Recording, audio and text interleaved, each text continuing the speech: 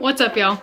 It is time, at long last, it's been time for a little over a month, to talk about Headless. Headless, a Sleepy Hollow story, is Shipwreck Comedy's modernized adaptation of The Legend of Sleepy Hollow by Washington Irving. It has a very wide cast of very, very talented people. So many names, like it literally took up a very large chunk of my written review if you have not looked at the written review yet. Some specific actors that I'd like to just point out and discuss for a hot second.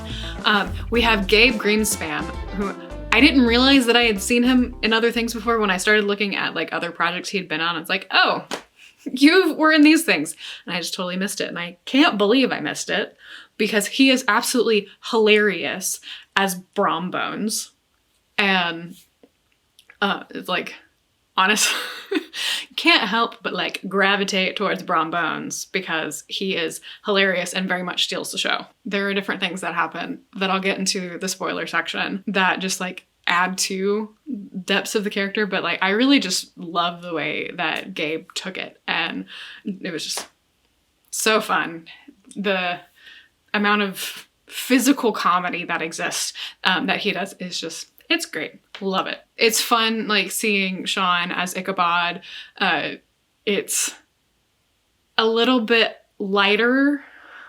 I'm trying to think, because there are similarities in the way that he played Ichabod to the way that he played Edgar Allan Poe. It's just on the lighter side of the spectrum than, the dark side that exists with Edgar Allan Poe. Having John Kozar as the bard that kind of helps you along the way. So fun. It was really fun seeing Mary Kate as Kat Van Tassel.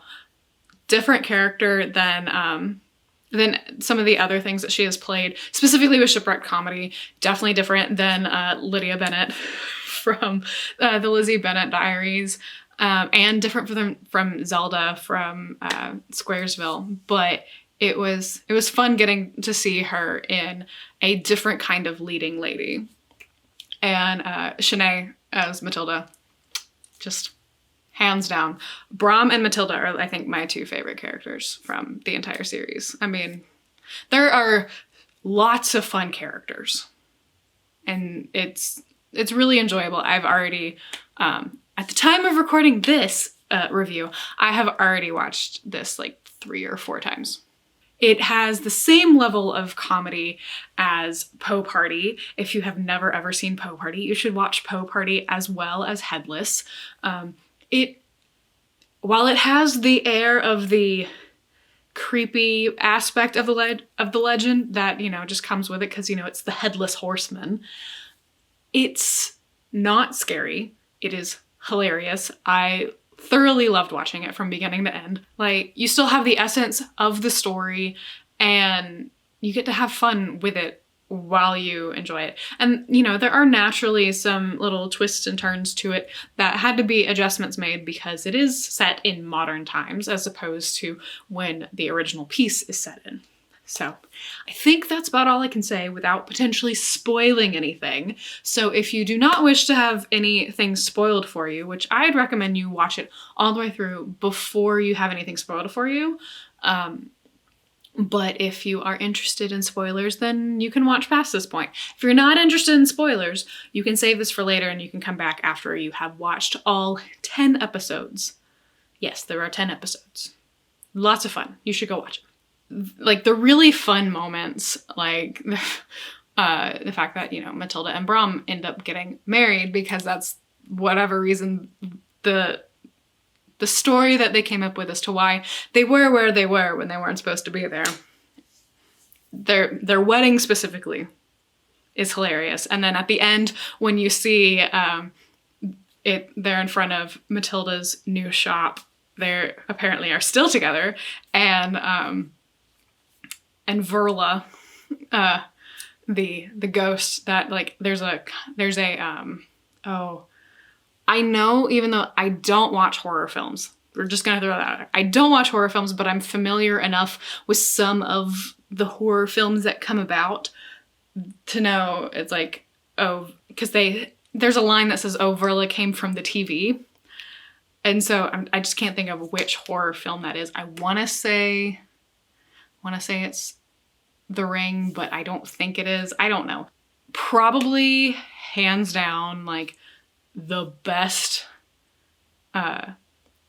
cameo in my opinion, because there's a lot of different cameos because of the way that the Headless Horseman, the way that they decided to go with the story is they had different people, like different people's heads on the Headless Horseman to try and help them figure out who the Headless Horseman actually is.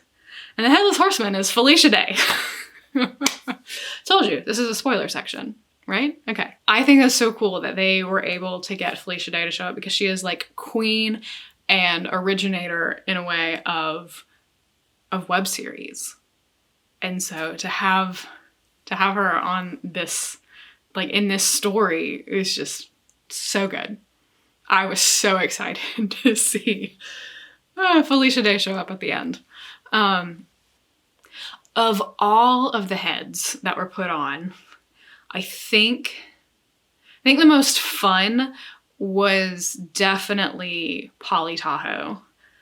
And I mean, Ryan Garcia just has this like charm about him anyways with all the different characters that I've seen him play.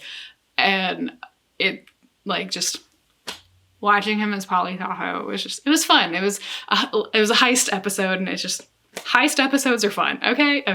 In the ending, I think this is one of the things that makes it to where it feels like such a different character for Mary-Kate in comparison to like the other characters that I've gotten to see her in, because Kat Von Tassel is a little bit of a mastermind and a hair of a villain. And I only say a hair of a villain because, yeah, she's trying to do what she can to save herself because she was accidentally murdered by her father. I don't know, it's just, like, and that's one of the fun parts about doing the rewatch is because going into it, you don't really have a clue that it's Kat Von Tassel behind all of it. But at the same time, she's not in as much as you would think for someone to be, yeah, I don't know. Like, it's just different ways that they like wove it in. So that's like props to Sean and Shanae, who wrote all of this, for like dropping in the Easter eggs without knowing that you've noticed these Easter eggs. And so when you watch back through, there are different things that you see. It's like, oh, right. Because Kat is literally not in that much of it. And so it's just cool. I'm trying to make sure that I keep this as condensed as I possibly can, but there is a full-on written review that kind of goes into some things that definitely missed in all of this. But yeah, that's what I got. I think you should go watch Headless if you have not watched Headless and you watched through the spoiler section, you know, congratulations. Yeah, that's it for me. I will see you next video. Bye. Don't